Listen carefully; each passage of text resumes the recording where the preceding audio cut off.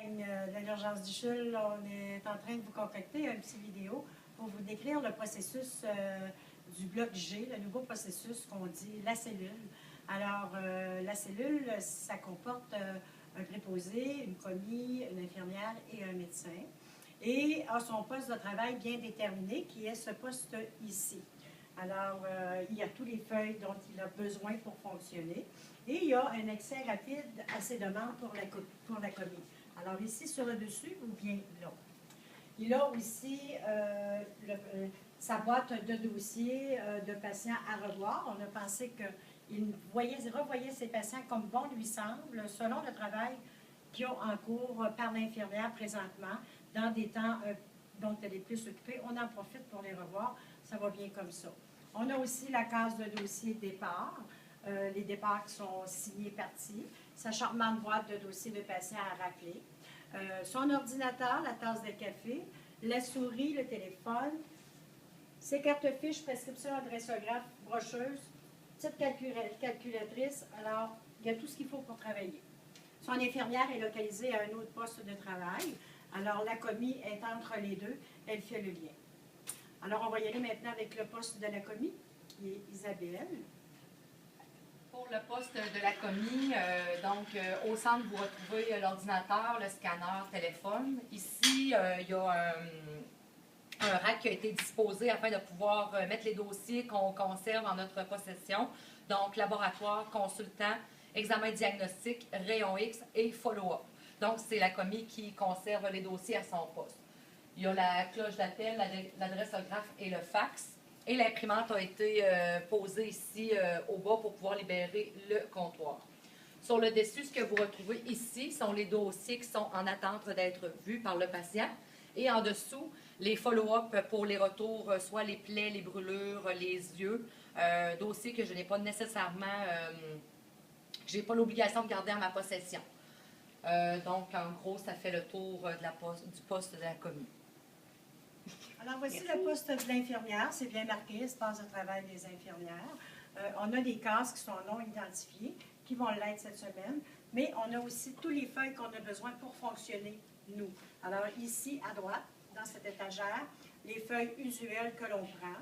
On a des feuilles médicales, vous allez remarquer, des fois, on prend des ordres verbaux, alors il faut les noter. On a des cases pour les dossiers des patients numéro 11, la salle numéro 11 qu'on observe. On garde nos dossiers avec nous. S'il y a des examens diagnostiques associés à ces patients-là, on laisse les feuilles à la commis. On a aussi deux endroits, parce qu'on a deux infirmières. On a celle du médecin volant aussi. On a notre téléphone pour les rapports des patients du triage, quand le triage va venir nous porter un patient qui nous appelle avant. On a tous nos conseils qui sont déjà pré-imprimés. On a pensé que c'était bien pratique de les avoir, c'était plus rapide que toujours aller les chercher à l'ordinateur. Et ici, on a les feuilles qu'on prend moins souvent, ainsi que les affichettes d'isolement. Adressographe, téléphone. Et, oh oui, on a ces charmantes petites cartes ici pour insérer sur les dossiers. On va vous expliquer tantôt le fonctionnement et le pourquoi de chacune des cartes. On doit signaler aussi que chaque téléphone sur chaque poste de travail, sauf celui du consultant, est pré-programmé pour la salle d'attente. Ce qui veut dire que chaque membre du personnel en place peut téléphoner dans la salle d'attente pour faire rentrer un patient dans une salle. Le bureau du médecin volant, qui comporte aussi encore deux chaises, étant donné qu'il y a toujours un résident ou un externe avec, comme pour le médecin régulier du G. Le médecin volant est associé à la couleur verte parce que c'est celui qui va dans le C voir des enfants, signalisation est verte. On n'a pas mentionné tantôt que le médecin de la cellule G est associé à la couleur bleue. Alors, on a ici tout ce qui a besoin de feuilles pour travailler. On a aussi des feuilles pour les messages téléphoniques des patients qui sont référés. Il y a tout ce qu'il y a besoin. Il y a aussi tout ce qui est médical, des examens, des feuilles qu'on apprend à peu près une fois par 2 semaines, le clinique de la douleur, IRM, SAAC, rhumato, c'est tout localisé ici. Et tout ce qui est examen diagnostic qu'on ne prend pas souvent est localisé ici. Ces deux boîtes-là servent pour les deux médecins. Alors, on a le même matériel, un ordinateur, un téléphone, une brocheuse. Et on a un PAX pour tout le monde. Le PAX est localisé ici. Le PAX, maintenant, il n'y a plus personne qui va s'asseoir et qui va attendre et qui va jaser de son cas en avant. Alors, il va y avoir une belle circulation qui va être fluide autour de ça. Ça fait que tout le monde va pouvoir en bénéficier. Ensuite, si on parle du poste du consultant, le consultant, tous les consultants sont installés ici. Il reste un petit peu de ménage à faire en haut, ça va venir très bientôt. Il manque un ordinateur qui est en commande qui devrait arriver bientôt ici. Ça, ce n'est pas pour le consultant. Ensuite, le consultant a son téléphone, il y a un espace pour jaser. C'est sûr que des fois, on se ramasse avec 3-4 spécialités, alors ça déborde un petit peu du côté du médecin volant. On essaie de ramener ça, mais il faut comprendre, mais on veut essayer de faire rallonger cette petite table-là ici, qui sert pour les rappels de l'assistante pour les patients. C'est à suggérer. Ça ferait un autre espace de travail. Et eux ont leur salle attitrée, qui est la salle numéro 14, ils peuvent voir leurs patients ici. Ensuite, le médecin du bloc G, qu'on a dit tantôt, était associé à la couleur bleue. Alors, le médecin de sa cellule, lui, fonctionne avec la salle 4, 5 et 8. C'est sûr que s'il y a un patient qui est dans la salle G9 qui attend pour une réparation de plaie, on pense qu'il y aurait une des 3 salles qui serait libre parce qu'on fonctionne avec 3 salles. C'est certain que s'il arrive une ambulance et qu'il a besoin d'une place, on ne les fera pas attendre le temps que le docteur libère un autre patient. Il faut s'entendre. Alors, on fonctionne avec ces 3 salles-là. On a des boîtes dans les portes. On va vous expliquer tantôt quand on va démontrer le processus qu'on va utiliser pour les dossiers avec un petit moyen visuel qu'on a placé pour voir les priorités. Okay. Le médecin volant fonctionne avec les salles 13, 1 et 2. Il est localisé dans ces salles-là avec son externe ou son résident.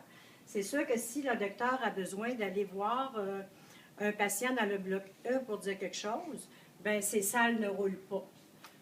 Si il y a des patients à revoir, qu'il y a des examens qui ont été faits, les examens sont rentrés, les dossiers restent dans les mains de la commis pour pas qu'ils se perdent tant que le médecin n'est pas revenu dans le secteur. Alors, le médecin volant a aussi son infirmière. C'est sûr que si le triage déborde, l'AREA déborde, l'infirmière va déborder ailleurs. Va falloir partir parce que il va y avoir des priorités autres. Mais on va essayer d'éviter ça, mais on sait que la priorité, où c'est qu'elle est. C'est qu'on s'est aperçu quand on avait plusieurs consultants à la fois qu'on ne savait plus qu'il y avait quelqu'un, la gynéco était dans le 6 et que la plastie était dans le 9 parce qu'on gérait nos salles de médecins ici et on perdait vue sur les autres salles. Alors, ça prenait un moyen visuel. Alors, on s'est inscrit, mettons G6, on peut marquer que c'est vu par la gynéco ou bien c'est vu par l'urgence. Parce que ces salles-là, on ne les voit pas. Ils sont en arrière, puis on n'a rien qui nous dit qu'il y a quelqu'un. Ça fait que ça nous évite d'avoir 2 patients à un moment donné qui vont se présenter dans la même salle. La même affaire pour le G11. Souvent, on sait qu'on a de l'infection. Dans le G13, on a souvent aussi des patients qui sont en isolement. On a souvent aussi une salle qui est en désinfecté dans X temps. Le G14, des consultants. On a la salle G3 que quelqu'un a rajoutée. Je trouve que c'est pas mal. C'est notre salle de prélèvement qui va servir à piquer, à faire des soins aux enfants. C'est des soins qui vont nécessiter du temps, plus que 2-3 minutes, ce qui comporte vraiment tout ce qu'on a besoin. Alors, la pompe à soluté. Fait que si on a une prise de sang à faire chez un adulte qui prend 2 minutes, bien, d'attitude, on la fait dans la salle où il était. Bonjour la visite, on le rappelle tantôt. Mais si on fait un caté urinaire chez un enfant, on installe un soluté, des labos, un ANP, c'est ici que ça se passe. Alors, les enfants sont transférés ici, on fait les soins nécessaires, on les retourne dans la salle d'attente. On a vraiment tout ce qu'il faut là, pour faire des examens réguliers. Alors ici, il manque un petit peu, il reste des cases à faire. Il faut amener un plateau, mais on va faire ça cette semaine. Alors, soluté, tout ce qui est matériel urinaire, tout ce qui est matériel ANP et de la lingerie, des couches, des choses de base. Et le matériel de base comme dans chaque salle. Nous conservons quand même la salle... On conserve, c'est sûr, la salle G11 pour les soins qu'on va donner les patients qu'on observe, style un maxiéran, mal de tête, on le garde 1 heure, 2 heures, on libère par la suite, un traitement de Ventolin. Si la G14 est prise, l'infection vient voir quelqu'un, c'est comme avant, on peut les voir ici aussi. Alors, c'est les patients que l'on traite en attendant qu'ils soient libérés. Encore une journée qui commence, c'est pas pire, c'est la prise en charge qui attendent. Alors, voici mes boîtes de dossiers, patients à voir, les follow-up de l'urgence dont Isabelle vous a parlé tantôt, et mon poste de travail. Poste de travail avec des petites cartes que je devais vous expliquer. Alors, ces petites cartes vont servir à aider les gens sans avoir besoin de lire l'histoire pour appeler des patients pour aider à la préparation des moyens visuels. Alors, pour les petites cartes, on a ici une jaquette. Alors, tout ce qui nécessite de mettre une jaquette, on l'insère sur le dossier. On a ici une jaquette avec un beau signe de femme. Alors, ça peut être pour ménorragie, tout ce qui est gynéco, mais pas enceinte. Ici, on vire la carte. Tadam! Ici, on a une belle bédaine. Alors, ce qui veut dire que ça prend la salle G6 ou G7 en dépannage. Ça prend aussi une jaquette et ça prend la machine à écho. Voici pour cette carte. On a aussi un œil. On ne fera pas mon œil. C'est si un patient a besoin d'un problème oculaire, on va insérer cette carte-là sur le dossier, ce qui veut dire que si le docteur ou la commis ou la préposée appelle un patient, n'ont pas besoin de prendre du temps pour lire l'histoire. Ils savent que le patient doit être localisé dans le G7, parce que l'ophtalmo se passe dans le G7. On a aussi une autre petite carte pour des plaies. Alors ici, j'ai un doigt qui est bandé. On peut avoir une plaie au visage, à la tête, sur un doigt. On n'a pas besoin de mettre de jaquette pour ça. Par contre, si on a une plaie sur un genou, alors ça prend une jaquette, à moins qu'on soit en plein été, bien sûr. Alors, salle de point dans le 7 ou dans le 9 avec une jaquette. Alors, le patient est prêt. La carte est insérée sur le dossier. Si mon patient est prêt, est en jaquette, est positionné avec le matériel préparé pour commencer la chirurgie, on enlève la carte, c'est le signal qui dit au médecin que le patient est prêt à voir. Ici, dans la salle G4, dans le droit de la cuisse. On va la mettre dans la salle G4 et on va lui insérer une petite jaquette sur son dossier. Alors, je vais à mon poste de travail, où je prends celui à Isabelle, et je signale, salle d'attente, c'est bien programmé. Madame Gingras, dans la salle G4, s'il vous plaît.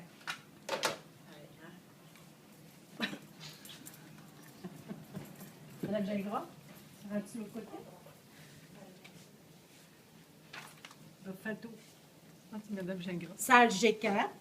Alors, Madame Gingras, le dossier dans la case médecin. Bonjour, Madame Gingras. Bonjour! Vous avez mal à la cuisse? Oui, j'ai mal à la cuisse. Alors, on va mettre une petite jaquette. D'accord. OK? On va fermer la porte. Vous pouvez fermer la porte là aussi. Le médecin va venir, ça ne sera pas très long. Alors, ma patiente est en jaquette. Elle est prête à voir. J'enlève la carte. Signale au médecin. Le médecin le voit. Il s'en vient voir sa patiente. Il prend le dossier. Bonjour, Madame Gingras. Alors, il ressort. Bon, un rayon X. Il s'en vient s'asseoir ici. Alors, tu fais-tu? Alors, Ici, vous allez voir une transformation. Madame Gingras va se transformer en docteur. je l'ai. Genet. Alors, on va faire un examen pour Mme Gingras. Alors, le médecin doit toujours prendre la feuille bleue de prescription adaptée à l'urgence pour faire sa demande. C'est essentiel et elle doit aussi marquer le numéro de la salle sur sa feuille pour éviter qu'on se cherche. Quand elle a fait sa prescription, Quelle feuille bleue, madame? la feuille adoptée par le service d'urgence avec tous les examens notés. Merci beaucoup.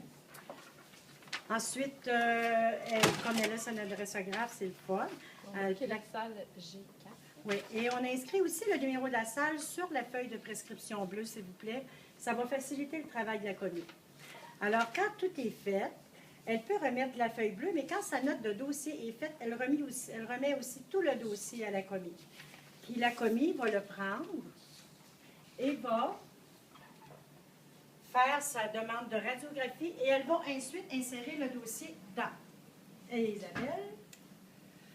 Donc, le médecin, une fois qu'il nous a remis les prescriptions à demander, soit radiographie ou les prises de sang, j'enregistre la radiographie, place le dossier que le médecin me remet par la suite dans la case appropriée, soit rayon X. Il est donc de mon devoir de m'assurer dans Cristal Net de voir à ce que la radiographie, elle est faite. Si le patient n'a qu'une radiographie à passer, quand la radiographie est faite, je reprends le dossier pour ensuite le mettre dans les dossiers à revoir par le médecin du bloc G. En ce qui concerne les prélèvements, donc les prises de sang, quand je sors mes étiquettes, évidemment que le médecin indique à quel endroit est le patient sur la feuille bleue.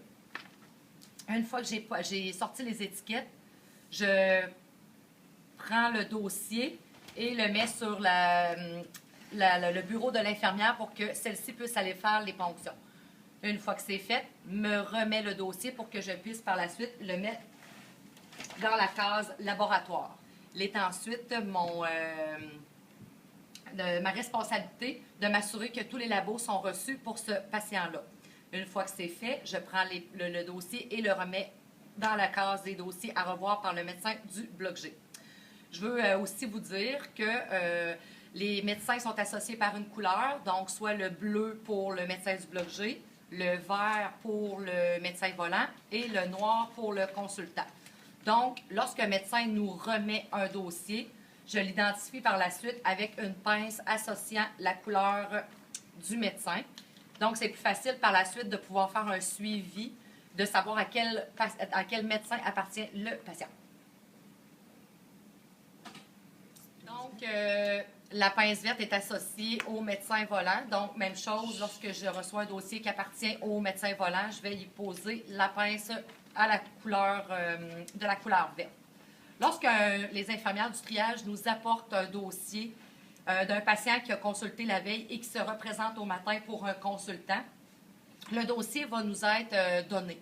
Alors, étant donné qu'on avisait déjà les consultants de la présence du patient, plutôt que d'aller remettre les dossiers dans l'ancienne case, on va le disposer dans la case consultant, identifié évidemment de la pince noire. Donc, quand le consultant arrive, on lui remet le dossier. C'est le même processus par la suite. Donc, je vous ai parlé de la case laboratoire consultant, rayon X. Les follow-up, c'est les patients qui reviennent pour des échos ou des tacos. Donc, l'infirmière va nous remettre le dossier, étant donné qu'on vérifiait déjà à savoir si le résultat était arrivé ou pas. Donc, lorsqu'on a le résultat, on va le disposer dans les patients à voir. Et le médecin va pouvoir par la suite revoir le patient, évidemment, lorsque le résultat est lu ou transcrit. On a ensuite la case examen diagnostique, même procédé. Donc, si le médecin demande pour le patient un examen, soit un écho ou un taco, pendant l'attente du patient, on va placer le dossier là. Et lorsque le patient est allé en examen, on pourra le replacer là afin de voir si on a le résultat. Lorsque le résultat est arrivé, on remet le dossier dans les patients à revoir par le médecin, soit du G ou soit du volant. Alors, vous voyez, la commis qui est Isabelle ce matin est vraiment le noyau. Alors, tout gravite autour de elle, c'est elle qui est le lien entre chaque membre du personnel. La priorité dans laquelle je vais les appeler et d'insérer les cartes fiches comme on s'est dit tantôt. Alors maintenant, je suis rendue à un patient qui a un corps étranger dans l'œil. Alors, je vais aller le mettre je vais appeler mon médecin dans la salle numéro G7, pas mon médecin, pardon, mon patient dans la salle G7. Et je viens déposer le dossier dans la boîte ici. Si vous remarquez, ici, il y a beaucoup de boîtes. Alors, le 6, 7, le 9 et le 10, c'est parce qu'on ne peut pas mettre les dossiers dans le corridor, vous comprenez bien. Alors, je dépose mon dossier dans la salle, dans la case médecin pour le G7. Je vais dire bonjour à mon patient et c'est le même processus qui continue. La même affaire pour le 6, le 9 et le 10. La salle numéro 10, on n'en a pas parlé. On m'a demandé pourquoi on n'a pas fait de carte fiche avec un petit os cassé. C'est que comme on fonctionne avec 3 salles seulement, alors on va le voir dans une autre salle. Puis si on a besoin de faire un attel plantré, on transfère tout simplement pour que les autres salles continuent à rouler. On a un moyen visuel qu'on avait avant. Un petit peu parce qu'on est... Dis-moi, la case de l'infirmière... On a un moyen visuel qu'on avait un petit peu perdu en abandonnant les cases près du tableau des lumières. C'est que quand on avait la priorité de patient à voir, on sortait délicatement le plexiglas. Le dossier était retiré un peu comparativement aux autres et c'était notre moyen visuel. Ici, on ne l'a plus. Alors, on a fait all-made des petits papiers 1, 2 et 3. On a 3 salles. C'est pas compliqué. Alors, si c'est mon patient qui est le premier à voir, je le mets. Si c'est le deuxième ou le troisième, Alors, on change d'étiquette. C'est certain que ce petit moyen-là va être amélioré là, dans les jours prochains par des belles cartes plastifiées avec des chiffres permanents. Alors, c'est la priorité. Puis, la même affaire pour les salles 6, 7, 9 et 10. S'il y a des patients à voir là, bien, on devrait avoir un 1, un 2 et un 3 et une salle qui est libre parce qu'on a déjà 3 patients à voir à moins d'avoir une urgence. On a la case infirmière ici qu'on n'a pas parlé. Ça peut être pour refaire un pansement. Ça peut être, normalement, à la base, quand Isabelle, la commis, elle a terminé de faire ses requêtes de cristal-net et il y a des PV à faire, elle peut venir remettre le dossier dans la case infirmière. Fait que si on ne rencontre pas le médecin ou l'autre personne est occupée, c'est un moyen visuel pour savoir que moi, j'ai des soins à faire dans cette salle-là. Une médication à donner, une PV chez un adulte, ou encore un enfant impliqué, mais je suis déjà en train de piquer un enfant dans le G3. Alors, on ne retourne pas les gens dans la salle d'attente. On attend que le G3 se libère, on transfère l'enfant et on effectue le traitement demandé. Alors, la case de l'infirmière.